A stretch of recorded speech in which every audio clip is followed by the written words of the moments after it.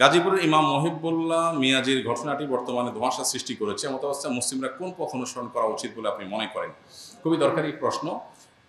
গাজীপুরের যে মহিবুল্লাহ মিয়াজি খতিব সাহেব, যিনি অপহৃত হওয়ার বা গুম হওয়ার বিষয়ে বেশ টক অফ দ্য কান্ট্রিতে পরিণত হয়েছিল বেশ কিছুদিন ধরে, ওনার বিষয়টাতে আমরা নানা ধরনের নাটকীয়তা প্রত্যক্ষ করছি।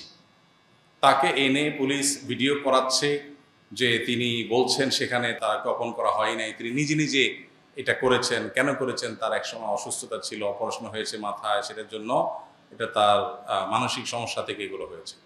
প্রশ্ন হলো, এই বিষয়ে তো কোনো তদন্ত কমপ্লিট হয়নি, তাহলে তদন্ত চলাকালীন অথবা এটার কোনো সুরাহা হয়নি, বিচার হয়ে যায়নি, এরকম একটা বিষয়ে সংশ্লিষ্ট ব্যক্তিকে আনায়া বক্তব্য পাবলিকলি প্রচার করার এটার কি যৌক্তিকতাটা থাকতে পারে? এখানে একটা সন্দেহের দানা বের হয় যে দায়িত্বশীল যারা, তারা কি এখানে কোনো বিশেষ কিছু লুকানোর, ছাপানোর বা অন্য কিছু স্টাবলিশ করার চেষ্টা করে? উনি যদি সত্যি এটা নিজে থেকে অভিনয় করে থাকেন, তো যথাযথ তদন্তের মধ্য দিয়ে জিনিসটা বের হয়ে আসবে। সমস্যা কোথায়? আমরা অপেক্ষা করি, আমরা বলি যে তদন্ত চলছে। সেটা না করে মাঝপথে হঠাৎ এরকম করার কারণটা কি? দ্বিতীয়ত হলো, অনেক আলেমোলামা আছে যারা ইতিপূর্বে বিভিন্ন সময় পুলিশের কাস্টডিতে অথবা জেলে থাকাকালীন সময়ে তাদের উপর এমন কিছু প্রয়োগ করা হয়েছে যেটা তাদের স্বাভাবিকত্বকে নষ্ট করেছে, স্বাভাবিক চিন্তা চেতনা থেকে তাদেরকে সরিয়েছে, তাদেরকে মিথ্যা বলতে বাধ্য করা হয়েছে। এরকম ঘটনা বাংলাদেশে কি ঘটে যে আমরা কি কেউ না জানি?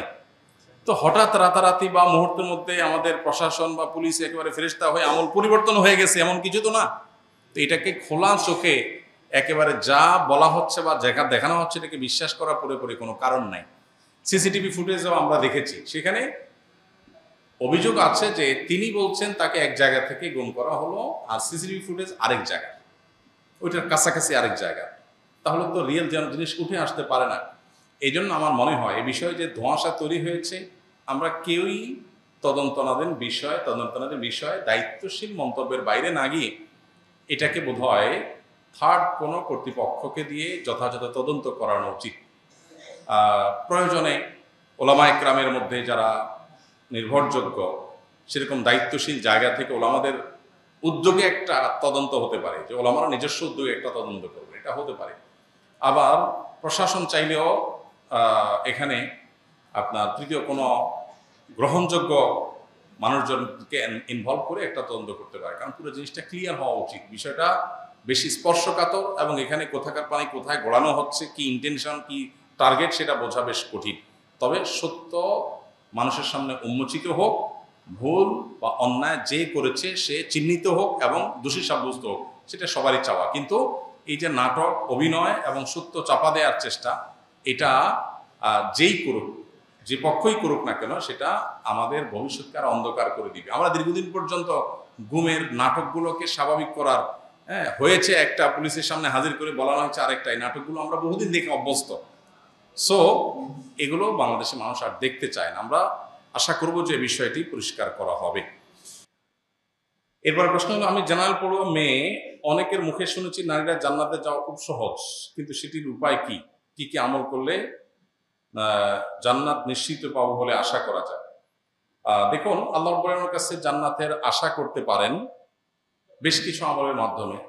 কমন কথা এক্ষেত্রে কোরআন এবং সুন্নাহর অনুসরণ, আল্লাহ এবং তার রাসূল যা যা করতে বলেছেন এগুলো করলে জান্নাতের আশা করতে পারে। কিন্তু মেয়েদের জন্য, নারীদের জন্য, মহিলাদের জন্য জান্নাতে যাওয়ার পথটা তুলনামূলক পুরুষদের চাইতে সহজ। কেন সহজ? পুরুষ হালাল হারাম উপার্জন করতে গিয়ে হালাল হারাম মেনটেন করা লাগে, নারীর সেই দায়িত্বটা নাই। এরকম আরো বহু ইস্যু আছে যেগুলো পুরুষের উপরে বর্তায়, মেয়ের উপরে বর্তায়, তাহলে তাদের জান্নাতে যাওয়ার পথটা সহজ। তারপর নবী সাল্লাল্লাহু আলাইহি ওয়াসাল্লাম 4টি আমলের কথা বলেছেন নারীদের জন্য। এই 4টি আমলকে খুব গুরুত্বের সাথে যদি মেনটেন করতে পারেন কোনো বোন, তাহলে সেক্ষেত্রে তার জন্য জান্নাতে যাওয়া শুধু সহজ নয়, বরং জান্নাতের দুয়ারগুলো তার জন্য ওপেন হয়। সে 4টি আমল কি? নবী সাল্লাল্লাহু আলাইহি ওয়াসাল্লাম বলেছেন, ইদা সাল্লাতিল মারআতু খামসাহা, মুসলিম নারী যদি 5 ওয়াক্ত নামাজ ঠিকঠাক পড়ে, সুন্দর করে পড়ে, ওয়াসামাত শাহরাহা, রমজান রোজা ঠিকঠাক মতো পড়ে রাখে, ও আতাআত যাওজাহা, স্বামীর আনুগত্য করে, স্বামীর বৈধ নির্দেশগুলোকে মানে, এবং এই যে নানা প্রপাগান্ডার কারণে ব্যক্তি স্বাধীনতার নামে আমি আমার যা খুশি তা করবো, এইসব নানা নামে স্বামীর আনুগত্যের বাইরে বের হওয়ার যে একটা মিছিল এখন আছে, অনেক নামাজি কালামী মেয়েরাও এই মিছিলে সামিল হয়েছেন, বুঝে না বুঝে এই মিছিলে তিনি সামিল হন না, বরং আল্লাহর নির্দেশ পালনার্থে, পারিবারিক শৃঙ্খলা রক্ষার স্বার্থে স্বামী যদি অন্যায় কিছু না বলে তাহলে তার কথা মানে এবং আনুগত্য করে দুয়ারের যে কোনোটিতে প্রবেশ করার সুযোগ ওপেন হয়। এই জন্য একজন বোন এই বিষয়গুলোকে খুব গুরুত্বের সাথে আমল করা উচিত এবং জান্নাতে যাওয়ার প্রতিযোগিতা তার এগিয়ে যাওয়া উচিত। আস-সুন্নাহ ফাউন্ডেশন, উম্মার স্বার্থে।